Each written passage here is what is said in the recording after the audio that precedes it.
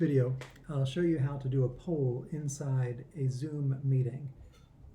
What you're not going to see in this video is what I've already done, which is first, to start this meeting, I came over to my Zoom icon, clicked it, and I started a new meeting. In my settings at zoom.us, I've already enabled polling as well, which is why this button is here. If you don't see this polling button when you're inside your meetings, you do need to go to zoom.us and find that setting to enable polling. To start a poll, I click on this button, and you can see there is a poll that I set up a few days ago, and here's a little caret that shows me other polls that I've set up. So I have two polls that I can choose from. Once I choose one of them, I can then either launch the poll. Let me go back to the other one because that one's a little confusing. I can launch this poll, which will pop it up onto my attendees' screens, or if I want to create a new poll question, I can go to Edit. That button brings you to a website, and from here I can add new polls, or I can, of course, edit. You can see the polls that I have already. If I choose to add a poll, I just want to show you some of the options. I can give that poll a title. Of course, I can type in my question, type in as many options as I want.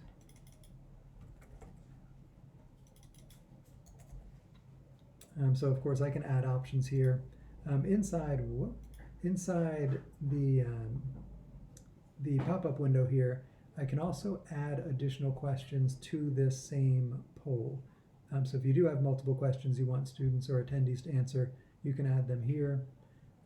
There's also one other question choice. Single choice, of course, you see the radio buttons, and attendees can choose one of them. Multiple choice, they turn into boxes, and attendees can choose as many of those answers as they want. Down here in the three-dot menus, I can copy the same question or delete this one if you are adding other questions. And then, of course, you have your anonymous checkbox here if you want to know who said what.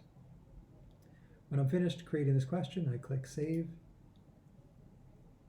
And that pops me back to my Zoom meeting. And if I come over to this caret again, you'll see that I have my sample poll as an option now. And there's my question with my answers. I can launch that poll, and my attendees will now see the question, have the opportunity to click on the answers.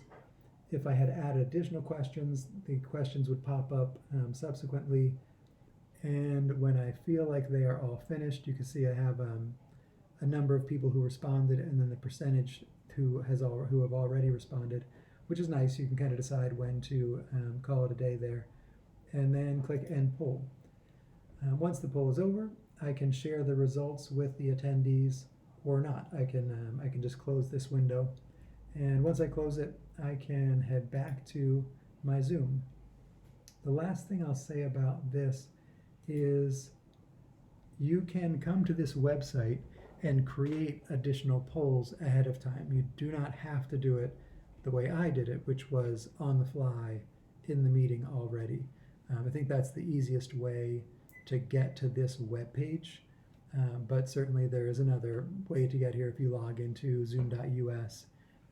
For me, this was just the most straightforward method to demonstrate, since I really like the idea of starting at this Zoom icon every time you want to do something in Zoom.